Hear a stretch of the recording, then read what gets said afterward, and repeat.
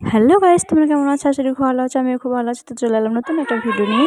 তো দেখো, আমি সকাল সকাল স্নান টান করে ঠাকুর পুজো করে চাপিয়ে দিয়েছি ম্যাগি, যেহেতু আমার মেয়ে আর আমি একা আছি, আমরা দুজনেই ম্যাগি খাবো। তো দেখতেই পাচ্ছ, তো আমার মেয়ে রেডি হয়ে বসে আছে আর বসে বসে টিভি দেখছে। দেখো, যেহেতু আমরা এক জায়গায় যাবো, এক জায়গায় বলতে আমরা মৎস্য খেয়ে দেবো পাশের গ্রামে, তার জন্য রেডি হয়ে দেখো আমি দিদিভাইদের বাড়ি চলে এসেছি। দিদিভাইয়ের সাথে যাবো, তার জন্য দেখো ফুলগুলো খুব সুন্দর লাগছে। আর দেখো বন্ধুরা, উঠোনে আলপনা দিয়েছে, খুব সুন্দর লাগছে উঠোনটাও।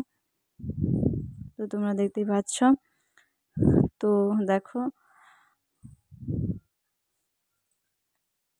তো আমরা চলে এসেছি মন্দিরে। তো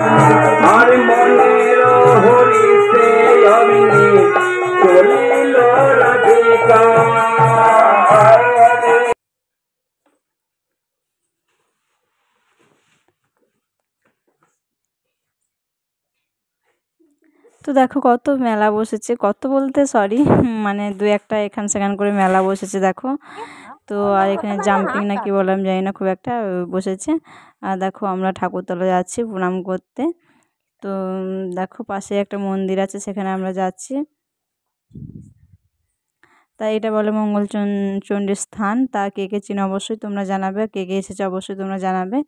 তো দেখো আমরা এইদিকে আর গেলাম না, যেহেতু জুতো পরে এদিকে যাওয়াটা উচিত নয়, অনেকেই যাচ্ছে কিন্তু আমরা যাইনি, ঘুরে ঘুরে গেলাম ওইদিকে। তো তোমরা দেখতে পাচ্ছ। তো দেখো আমরা চলে এসেছি।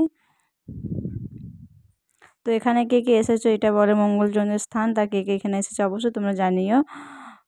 তো দেখো মন্দিরটা তোমাদেরকে ঘুরে দেখাচ্ছি। অসাম, খুব সুন্দর লাগছে। তো তোমরা দেখতেই পাচ্ছ। আর পুজো হয়েছে, দেখো চোট হয়েছে। তো দেখতে পাচ্ছ রক্ত পড়ে আছে, মানে চোট দিয়েছে। আর দেখো এই ফুল গাছটা আমার শ্বশুরবাড়িতেও আছে, সেম এই ফুল গাছই, খুব সুন্দর লাগে।